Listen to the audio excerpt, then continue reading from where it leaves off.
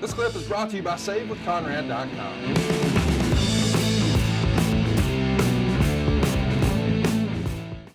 Well, Jim, we have two more questions, and then we're going to wrap her up for this week. This has been a lot of fun watching the first Smackdown with you. One's wrestling and one's SEC football related, so there you go. Do you think if Smackdown never happened, Vince Russo would have never left the company? How integral was Russo overall to the WWF, in your opinion? That came to us from Wraith. Well, Vince did a great job for a long period of time there. But in that position, it's very volatile. It will consume you, no doubt about it.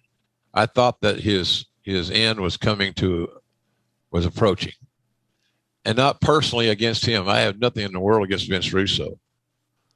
He's created another life for himself via social media and so forth, with all of his podcasts and the shows he produces, manages. But I just think it was going to happen to anybody. Vince Russo or anybody else. Bill Watts had this thing. He'd get a new booker about every other year. If the guy was doing good, then he brought somebody in that could maintain that momentum. If the booker wasn't doing well and the houses were down, then that person was on a shorter leash. So, but I don't know that. I guess I'm saying I didn't see Russo at this point in his run there for a lot longer. It was the workload was automatically getting to him, and he had two writers that were writing two shows that were taped on consecutive days. I don't know how in the hell you do that. Two devoted brains and voices to this one show, or to these two shows, and they're taped 24 hours apart. It's damn near impossible to manage. So I think Vince had a great run, and he did a lot of really good things, as I said. But I think the end was knocking on the door, and but I also think that would happen to anybody. You just can't. I get concerned, then I get unconcerned when I see the shows. Well, how long is Tony Khan going to be able to stay on his role? He writes our TV shows, so how long is that going to be before Tony gets burned out? But from what I see, he's the Energizer Bunny. He's not going to. I don't see any lessening in his attitude or his motivation. So, but just different people in a different time. So, but I don't see two guys writing two-hour primetime shows that are taped 24 hours apart and being able to give due diligence and pay attention to both brands equally. And if they say, well, we could have done it, but we needed more money, that's bullshit. Yeah. We all need more money. We all need more money. But the bottom line is, you don't want two bodies, two minds writing all this content. It's not good management. It's not a good system. Somebody gets sick, the flu even, much less how we're living today in the COVID times. It's just hard to believe that was happening. And it finally, they got to the end of their run, and they basically walked their own plank. Makes total sense. Last question, Duron Birdwell. How's JR feel about his Sooners joining the SEC? I love it. I liked it from after I first heard about it. Got some feedback from people that are a lot smarter than me, and looking at the big picture game, it makes all the sense in the world. Again, one of the things you hear people bitch about is matches that happen on more than one occasion. They want new matchups, new issues. And I think that's what the OU going to the SEC is that you got new games, new stadiums, new adversaries, and over time you're going to have new rivalries. It'll be fun to watch, and I'm all for it. It creates new content for these guys to program their networks, and remembering that college football, which I love, is a television product. Just like the NFL has admitted over the years with their big deals, they got all kinds of multiple things going on. I just think that it's a good deal for the game. Keeps the game fresh, and it gives it somewhere to grow. And I'd like to, again, think that that's kind of what Tony Khan's open door policy is also doing, is that they're creating new roads to travel and new games to go watch. So I think that's good.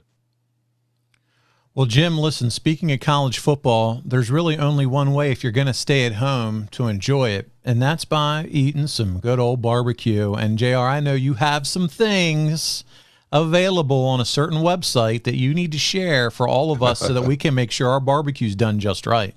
You know, we got so many great customers that come from the ad-free network. It's almost embarrassing how lucky I am and my family is on our little barbecue business. That my late wife Jan and my mother's kind of, they were the creative spirit behind these products.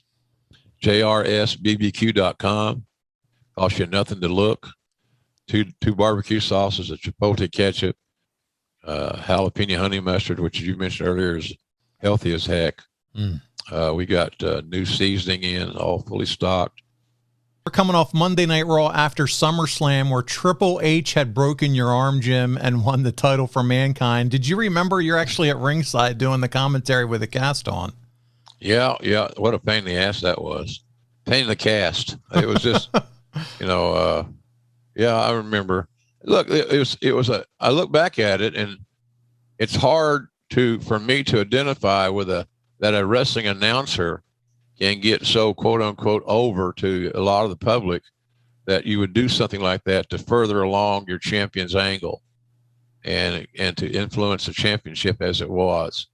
I always was uncomfortable in those roles because I always felt my role was best suited to describe what the audience is seeing and not take any TV time away from the talents. They're out there trying to get over and help us to subsequently draw money. And I never thought announcers drew money, and I still don't. But in any event, we got this thing started off in a good way, and my launch with Smackdown lasted 1 week. I feel strongly that saving money is important. If it's not something we worry about now, boy, we are really going to worry about it later. And I want to help you get out of debt faster and do it with cheaper monthly payments. I'm talking to you if you're in a 30-year loan. Now is the time to take years off of your loan. We're routinely helping our listeners cut 5, 10, even 15 years off their loan, and you can do this without perfect credit with no money out of pocket. You've just got to start at savewithconrad.com.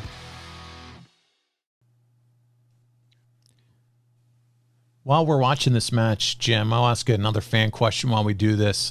Quick question from Kurt here, Kurt Zamora. He says, did you get any comments or complaints from talent about this new show basically being named after The Rock or one of his catchphrases, Smackdown? Not a lot. Some just were jealous.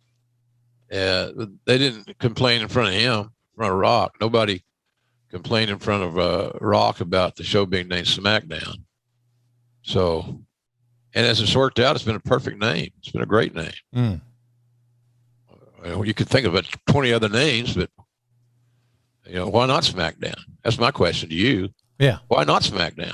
Is something better on your tip of your tongue? I don't know. Nothing strikes my mind. Yeah. Fortunately, other wrestling companies were still able to figure out names for their shows down the road, and they seem to work too. So sure. Here we go. Hey, it's Conrad Thompson. Thanks for checking out the podcast here on YouTube. Be sure to hit the subscribe button and the notifications bell so you get a notice anytime we upload some new content. And go save yourself some money right now. If you're in a 30-year loan or you have credit card debt, it's not a matter of if I can save you money. It's a matter of how much. Find out right now for free at savewithconrad.com.